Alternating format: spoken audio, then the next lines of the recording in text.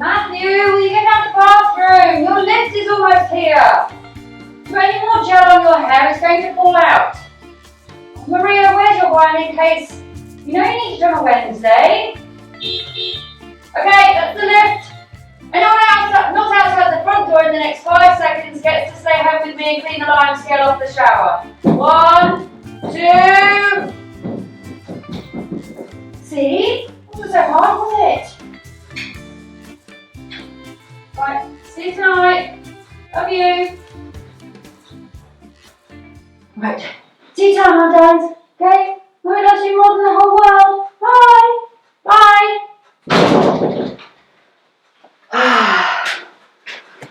And they're out. Well, fairly successful extraction, I believe. Mind you, I suppose the threat of cleaning lime scale, polishing shoes and unclogging drains usually does the trick. Not sure what I'd do if I had those mythical children who actually enjoyed doing housework. Threaten them with Netflix, I suppose. So that's my life pretty much. 2 kids and a successful husband, which means I get to stay at home. Oh, don't get me wrong, I'm not complaining. I know it's the life a lot of mothers dream of. And most days it's absolutely fine, I absolutely love it. But there are days when I wish that I had a career. No, a calling. I mean, I know I can't do the whole 9 to 5 thing, but it'd just be nice if I could just do something every day or every few days, something that I was actually good at. Thing is, I don't really know what that would be. I was always a kind of middle of the range kind of person at school. Not one of those brainy ones who, you know, always did homework and all the extra stuff. You know, the ones that are going to go off and make millions. But also wasn't one of those ones that were happy to bunk off school and go and drink cider in the park. No, I suppose for me, school's just necessary. Yeah, that's it. I did it because someone said it was all going to be worthwhile. I guess that's the way my life has always been, really. So, I left school, got fairly decent grades, and the world was my oyster. Well, so I went off into the big wide world and waitressed in a cafe.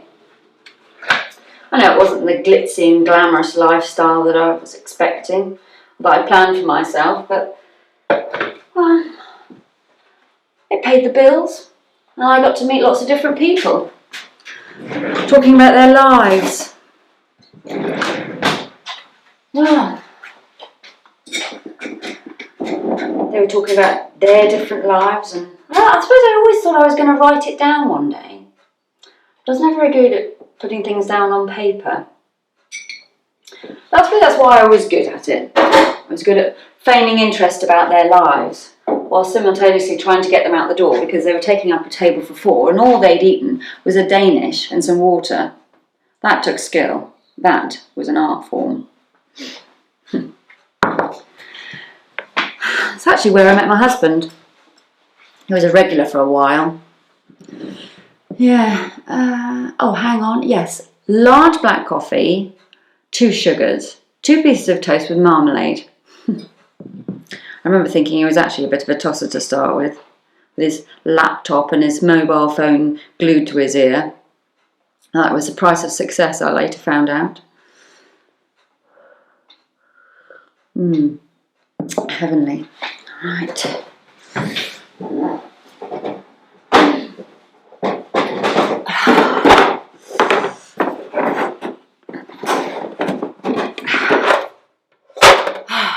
Bloody kids! What is the point of buying decent biscuits, hiding them away, for the little monsters to guzzle them up? I don't mean it really.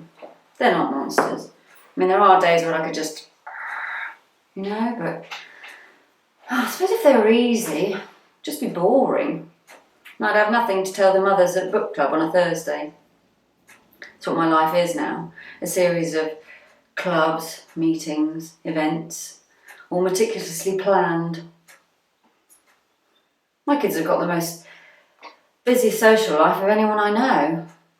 Football, violin, karate, the list goes on.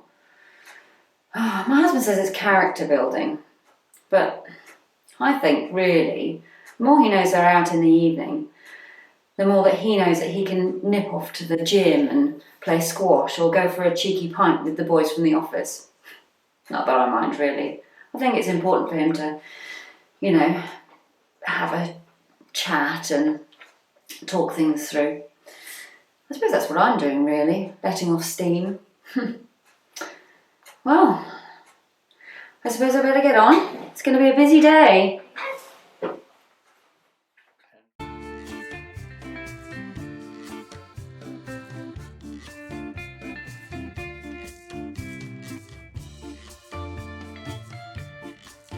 Oh, hello.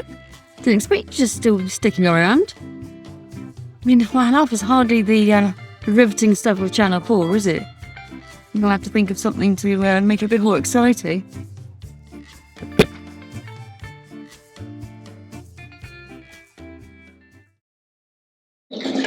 So the other night, my husband and I got into this weird conversation.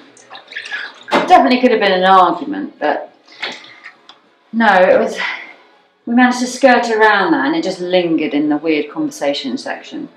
It's funny, isn't it, how kids don't understand how easy it is for them to argue. My kids don't want to do something. They simply say, "Mummy, I don't want to do it," and that's it.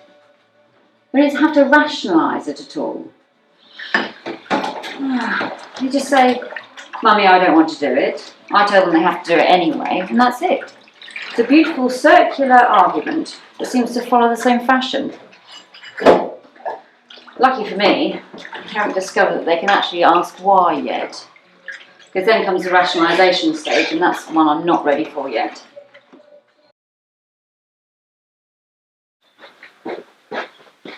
I mean, as an adult, not only do you have to rationalise why you don't want to do something, but you also have to come up with some kind of coherent argument as to why somebody else has to do it. I mean, as a grown-up, you can't just ignore a pile of dishes or a pile of washing, because it still has to get done. And if you don't do it, it'll annoy you even more than not doing it in the first place. I suppose that's the balancing act between rationalising and arguing that has become sort of an art form between us. Well, in my mind anyway. So, my husband and I were going through this conversation, but it became so ludicrous it just skirted in the weird conversation section. Now, we usually have a system. If one of us does the cooking, the other one does the washing up. It's a very simple system, you would think. But on this particular day, the system was overruled by one simple factor. I was tired. Now, I know we all get tired, but this wasn't your normal, I've been at work all day, I'm very tired, I need to sit down, but I'll get on with stuff afterwards kind of tired. This was a forget your own name kind of tired. The kind of tired you get when you go in and out of the same room 5 or 6 times, and you can't for the life of you think why you went in there. The moment you step through that doorway, that's it. Any logical reason as to why you went in there in the first place completely goes out of your head. I've always thought there should be some kind of system for that. You walk into a room, you forget why you went in there. So you go out, and then you can call your husband. He goes in to get the thing that you've forgotten. Because the minute you go through the door, you forget it. Maybe I should take it to Dragon's Den.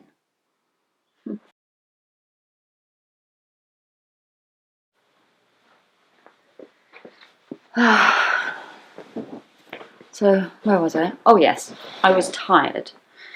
And he was tired as well, which doesn't make for a great start, because as you know, you can only have one non-functioning part of a couple at a time.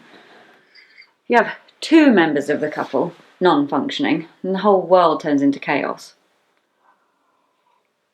It's like waking up on a Sunday, both of you with a hangover. Not that we do that anymore.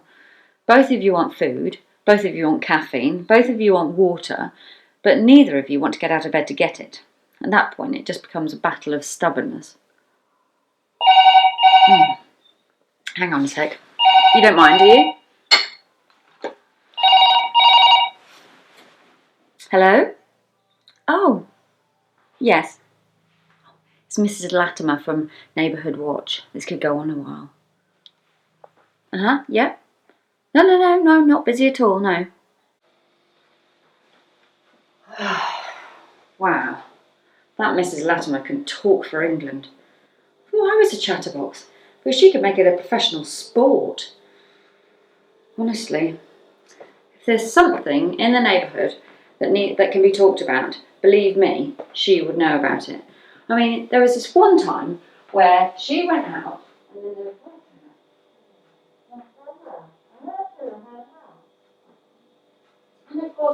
and then that's how her knickers ended up in next door's tree. Oh. Anyway, some food. Appetising. Now then, where was I? Oh yes, we were both tired and the dishes needing doing. Now, because he'd done the cooking, I should do the washing up. But the planner dictates the cooking and the washing up cycle. Now, according to it, I should have done the cooking. So by my rationalisation, he should do the washing up. Bless his cotton socks. During this conversation, he did try and rationalise with me and say that he'd done the cooking, so therefore that overrides the planner. Well, I knew my brain was not functioning right at that point, because all I heard was my dramatic voice say, "Nothing overrides the planner. If we override the planner, the whole world falls into chaos." That's how it started. So you know it can only get better from there.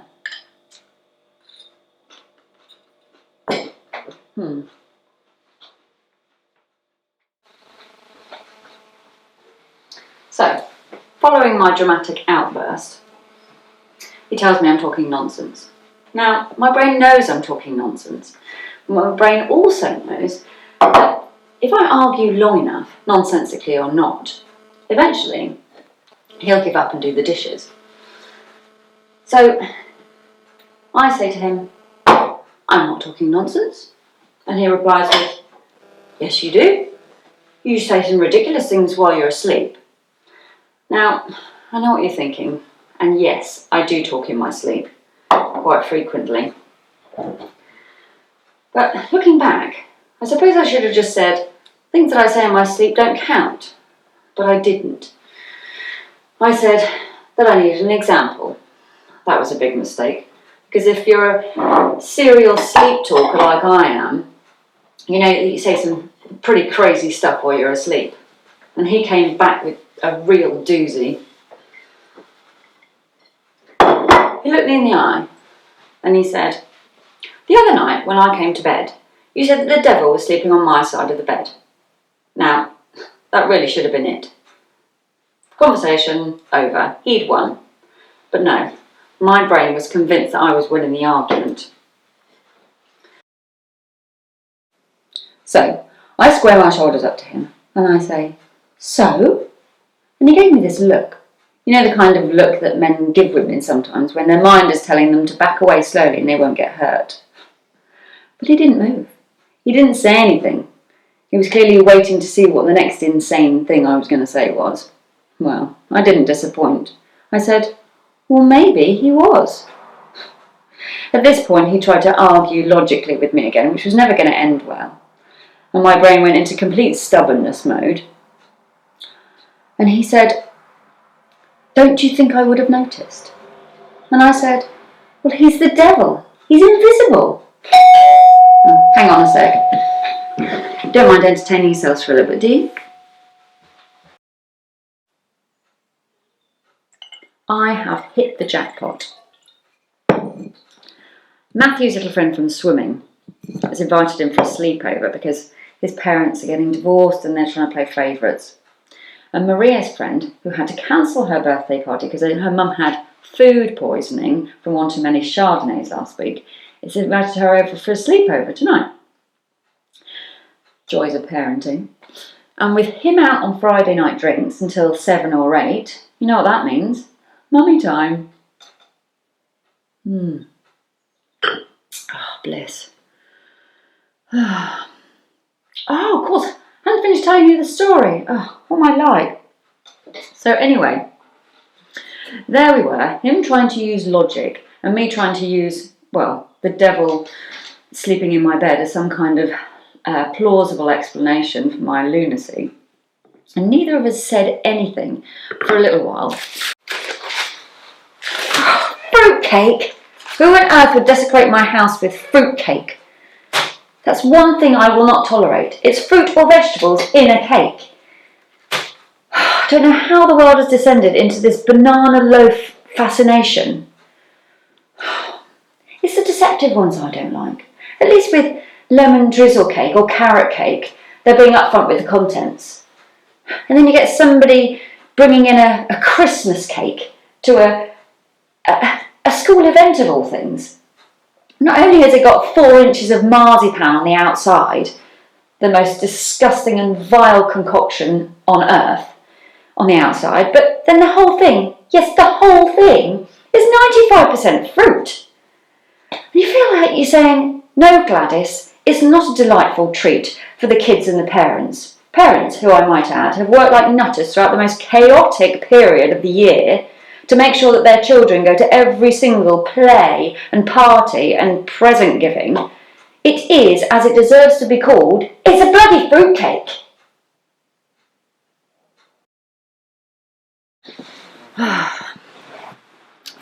So, I digress.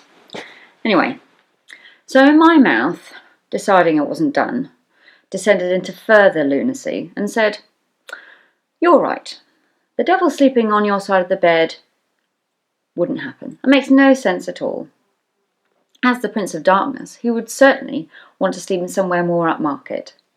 I know. Not my finest hour, but like I said, I was determined. So again, he tried to use logic with me and said, "Oh, you think the devil deserves somewhere more upmarket, do you?" And without even pausing for a breath, I said, "He's the prince. Not a very good prince, but a prince nonetheless." At that point, he just laughed, shook his head, and went and did the dishes. So, that's what my life is, really. A list of events and meetings, and the odd mad story about the devil sleeping in my bed. I know it's not much to some people, but, well, and I do sometimes think of a different life. One where I'm discovered in the street. You know, someone comes up to me on the street or in the supermarket while I'm buying toilet rolls and says, "You, yes you, you're perfect, you're the one I need." I just look at them all coy and say, "Who, me?"